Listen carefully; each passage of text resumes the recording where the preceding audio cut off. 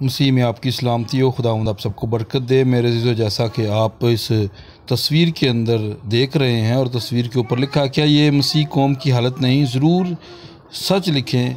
मेरे अज़ीज़ों, एक शख्स जो है एक जिस्मानी चीज़ के लिए बहुत तगोदो कर रहा है और एक जगह पर रूहानी सोच लिखा हुआ है, उस साइड पर नहीं है जा रहा। दुनियावी चीज़ पर ये अपना ज़ोर लगा रहा है लेकिन कलाम के लिए नहीं लगा रहा, और ना ही इसकी तवज्जो इस साइड पर है जो इसे आज़ादी की तरफ लेकर जा सकती है, इसे बहाली की तरफ लेकर जा सकती है। काश के ये इस कुंजी को उस लॉकर में लगाए जिससे ये कैद है। मेरे जो ये इंसान की सोच है।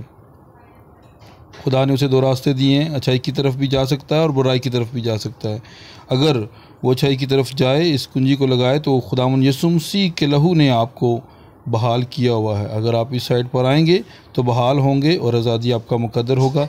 लेकिन आज इंसान खुदा को भूल चुका है और दुनियावी चीज़ के लिए वो तगोदो कर रहा है। कलाम अक़दस में लिखा हुआ है, मत्ती 6 बाब उसकी 33 आयत में, बल्कि तुम पहले उसकी बादशाही और उसकी रास्तबाजी तलाश करो तो ये सब चीज़ें तुमको मिल जाएंगी। सो मेरे जो आज हम इस चीज़ के लिए नहीं, बल्कि हम बिल्कुल कलाम से हट चुके हैं।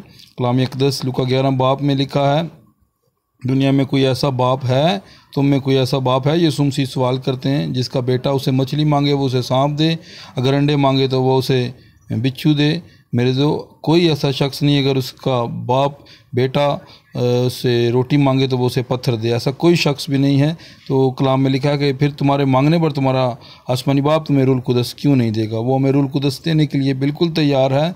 और कलाम अक़दस में लिखा हुआ है, ये इमाल की किताब उसका 2 बाब उसकी 38 आयत के अंदर, मेरे जो ज़रूर पढ़ लीजिएगा।